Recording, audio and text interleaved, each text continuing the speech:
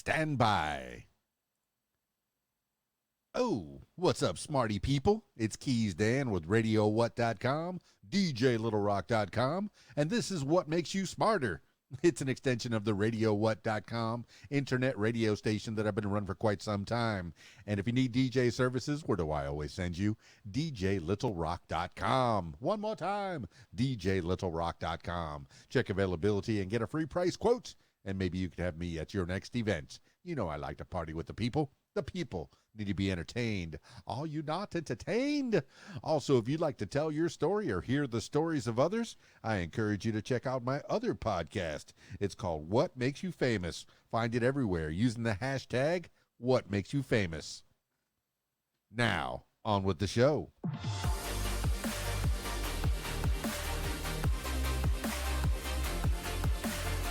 Today on the program, 10 things you need to know today for Tuesday, August 9th, 2022. 10 things you need to know today. Number 1, Trump says FBI searched Mar-a-Lago. Former President Donald Trump said Monday that FBI agents raided his Mar-a-Lago estate and club in Palm Beach, Florida, and, quote, even broke into my safe, end quote. The search appeared to be a part of a federal investigation into material Trump improperly brought with him from the White House, including classified documents. Trump said the raid was unnecessary because he was cooperating with federal agencies, claiming it was meant to discourage him from running for president in 2024. Quote, such an insult could only take place in broken third world countries, end quote, he said. Trump allies issued calls to, quote, defund, end quote, the FBI.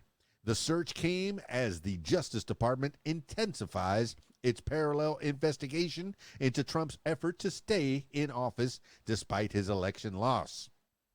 This is according to the New York Times.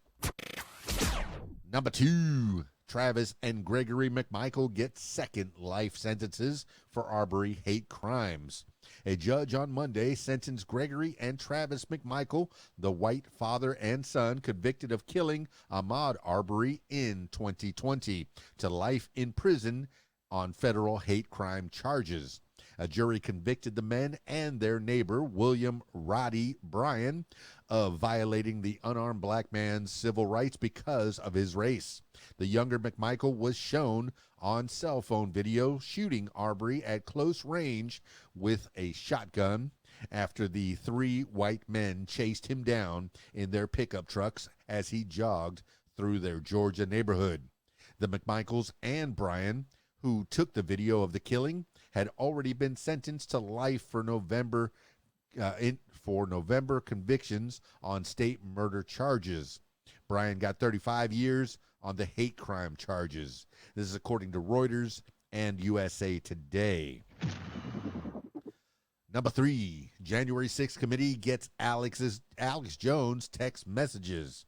2 years worth of conspiracy theorists Alex Jones's text messages have been handed over to the White House, or to the House Select Committee investigating the January 6, 2021 Capitol attack by a mob of then-President Donald Trump's supporters, CNN reported Monday, citing a person familiar with the situation.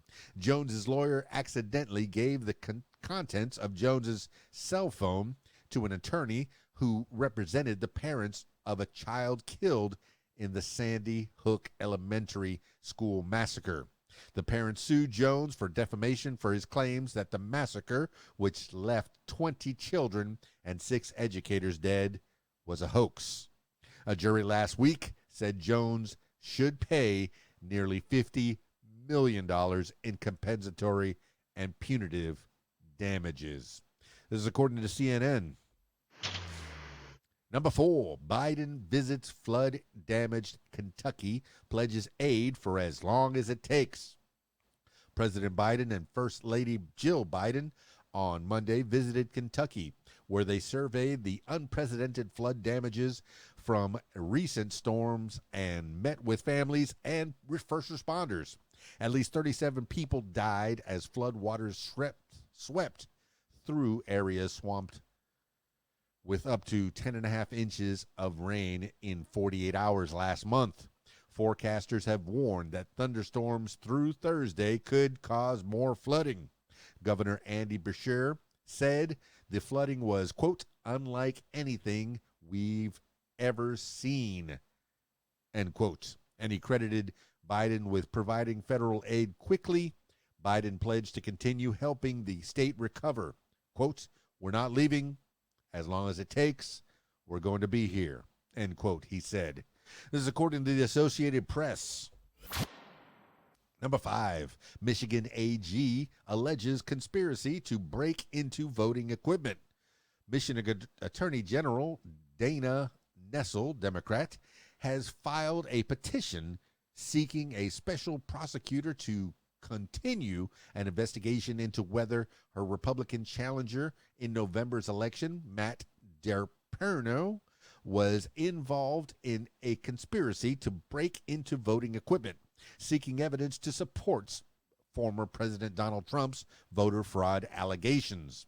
Nessel said that DePerno is her election opponent. She can't pursue the investigation due to a conflict of interest. Reuters reported Sunday that DePerno, a Trump ally, submitted a document in a failed voter fraud lawsuit with a photo of a voting machine that had a serial number matching one of 5 machines Nessel has said there was accessed without authorization. DePerno tweeted that Nessel's investigation was politically motivated. This is according to Reuters. Number 6, U.S. pledges another $1 billion in security aid for Ukraine. The Biden administration on Monday announced another $1 billion in military aid to help Ukraine resist Russia's invasion. The aid will mark the biggest shipment of U.S. rockets, ammunition, and other arms from Defense Department stockpiles, including more rockets for the High Mobility Artillery Rocket Systems, HIMARS, HIMARS, that Ukrainian forces have used to target far-off Russian command centers. The U.S. now has committed more than $9 billion in security assistance to Ukraine since the Russian invasion in February. Quote, at every stage of this conflict, we have been focused on getting the Ukrainians what they need, depending on the evolving conditions on the battlefield, end quote, said Colin Kahl, Undersecretary of Defense for Policy. This is according to the Associated Press. Number 7, poll, 1 in 5 with serious illness had trouble accessing care in pandemic. 1 in 5 Americans in households where someone had a serious illness had trouble accessing health care during the coronavirus pandemic, according to a poll released Monday by NPR, the Robert Wood Johnson Foundation, and the Harvard T.H. Chan School of Public Health. Quote, from a health and good care standpoint, that's just too high, end quote, said Mary Findling, the assistant director of the Harvard Opinion Research Program. Other studies have found that patients delayed everything from cancer screenings to routine diabetes, pediatric, and mental health care. The disruptions hit minority patients hardest. 35% of American Indian and Alaska Native households and 24% of black households reported having trouble accessing care for serious illness, compared to 18% of white households. This is according to NPR. Number 8, Olivia Newton-John dies at 73. Olivia Newton-John died from breast cancer Monday at her California ranch. She was 73. Quote, Olivia has been a symbol of triumphs and hopes for over 30 years, sharing her journey with breast cancer, end quote, her husband John Easterling wrote on Instagram and Facebook. The singer and actress was perhaps best known for her role as Sandy alongside John Travolta in the film version of Grease, as well as for hit songs including 1981's Physical. She had 14 top 10 singles from 1973, as well as 4 Grammys. Her You're the One That I Want duet with Travolta sold more than 15 million copies. Travolta said in an online post-NewtonJohn, quote, made all our lives so much better, end quote. This is according to People and the Associated Press. On a personal note, she was one of the first albums that I owned, one of the first 45s that I had. And if you don't know what a 45 is, look it up, kids. But Let Me Be There was one of the first songs that I owned in my personal collection when I was just a baby DJ. She will be missed. Number 9, Gabby Petras' family files wrongful death lawsuit against Utah police. Gabby Petras' family announced Monday that they are filing a wrongful death lawsuit accusing Moab, Utah police of failing to protect her by properly investigating a suspected domestic violence incident involving her fiancé, Brian Laundrie. The lawsuit seeks $50 million in damages. Police interviewed Petito and Laundrie in August 2021 during a cross-country road trip. Body camera footage showed Petito distraught, saying she slapped Laundrie first. Then he grabbed her face. Neither pressed charges. Petito's body was found in Bridges Teton National Forest in Wyoming on September 19th, 2021.